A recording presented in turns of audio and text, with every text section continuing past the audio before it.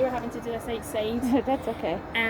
So what we checked today, we checked blood sample, which includes like kidneys, red blood cell count, protein, glucose in the blood, and that's all come back normal.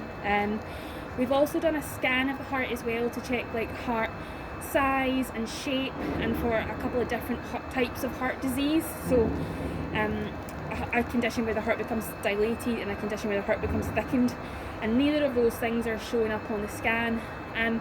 What we obviously can see with the wee one is we've got this really rapid, fast heart rate, and I think that might be a bit of a clue as to why we've had these collapsing episodes at home. I wanted to ask you a few more questions, if that's okay. Yeah, that's fine. Age-wise, do you know exactly what age she is just now? She's 4. Definitely? Yeah. Okay, fair enough. And have you noticed any other symptoms at all, apart from the collapsing? No. Nothing? She only drools after she collapses, but that's about it. Right, okay. No, she's been eating normally, no weight loss or anything? No. No. Okay, perfect.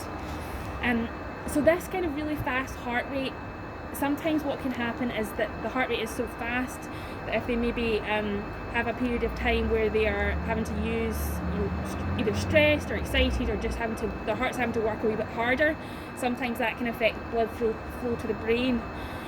In an ideal situation, what we would probably do would be to do like an ECG test, which we don't have the equipment for, unfortunately, to do. And what that measures is the electrical activity through the heart, and it tells us what part of the heart is potentially working a bit faster, and it gives us an idea as to what the best thing to maybe do treatment-wise is.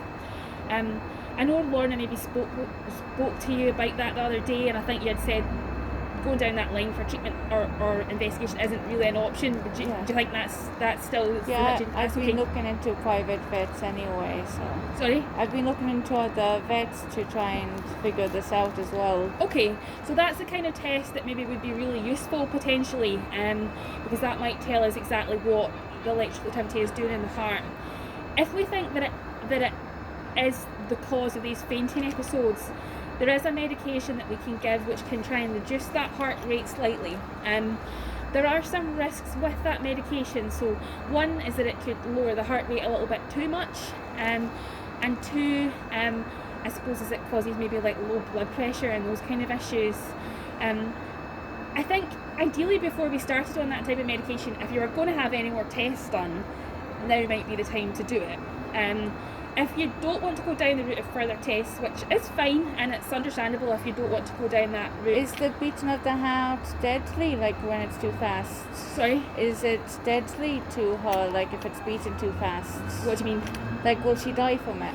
Well, this is probably something we should tell you about as well, is cats that have these fainting or collapsing episodes are at high risk of potentially passing away. Not in any particular one-off episode, because usually, like all the other times, she recovers, but there is a higher risk of what we call sudden death, unfortunately, and sometimes they just don't get enough blood to the brain and they do pass away. It's not that will happen to all cats, but it's just they're at a much higher risk. I mean, it may be that she goes on and on and on, and that's never an issue for her, but it's definitely a risk. She was perfectly fine from a kitten and everything, and all of a sudden it just happened. It's just developed, yeah. My mother says that maybe because of difficulties when she was born, because she's born from my other cat, and they were both rushed into the vets to have her delivered. Yeah, I mean, the likelihood is, if it is down to this fast, rapid heart rate, is that there is an issue within the heart itself somewhere. It might be not that the whole heart is affected, but it may be underlying that is the issue. But if we feel that this... So if you wanted to go down the route of those tests, I would say now would be maybe the time to look into it. If you didn't, then what I would suggest is maybe trying her on even a low dose of this medication just to try and slow the heart rate down a bit, and see if we can get these episodes under control. But yeah, it's really your decision. If you feel like going to have more extensive tests done is not an option, that is okay. And I would say it would be worth trying the medication to see if that will help reduce them. But if you do want to go down that route, then obviously let us know, because it would be good to have those kind of results if that was an option. Is there anything else you wanted to ask about at all just now? Not about truth, Bob. I was wondering if you could write kind of like a letter so I can show one of the private vets, because my brain is no good. So if you're wanting to go and have any further tests done elsewhere, then what we would basically do is just forward the medical notes on. So you would just, wherever you're going to go, just let them know that she's been here, and we would just email them over. So it's not right, a problem. okay. Because I know they'll probably ask what tests and so that, they'll want to know what we've done already. No. Yeah, no, that's no problem. Obviously, take your time, have a wee think about it. If you decide not to go down that route but you want to try medication, let us know in the next few days and we can get a prescription organised for you. But yeah, if you're thinking about that just now, worth having a wee think over the next couple of days or so, and then maybe letting us know what your plans are, if that's okay. Yeah, okay. Because otherwise she seems perfectly happy, doesn't she? She's obviously bright, a happy, affectionate little cat. Okay, I'll go get her organised just now for you. Is there anything else you wanted to ask at all before you head off? Thank you, there we go. So we've got a wee bandage just around her legs, just as we had the blood sample done. Oh, is that noisy? So it's alright. Taking her home this afternoon as well. She might be a wee bit drowsy. She's had quite a mild sedative just to keep her still for the scan, and she's also got some shaved areas just over her chest and her neck as well, but they will grow back.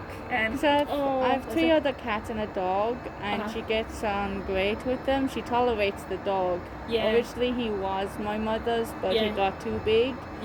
So she just tolerates him. But other than that, she's been doing very well at home, other than refusing cat food. So yeah, she seems like a lovely little thing. It's just whether these collapsing episodes are going to get worse or not, or whether we can get them under control with some medication. The little bandages she's got on her legs, it's just to stop any kind of bruising or bleeding from the blood sample sites. You can unwrap them when you get home in a couple of hours or so. It's worth maybe feeding her something quite light as well later on tonight. So options are maybe like a little bit of chicken or white fish or pasta. She loves chicken. Chicken, perfect. And yeah, as I said, she'll be a wee bit drowsy this evening, and then it should be absolutely back to normal by tomorrow. But worth getting her home now, bless her. Oh, darling, are you a wee bit scared? It's okay, your mum's here.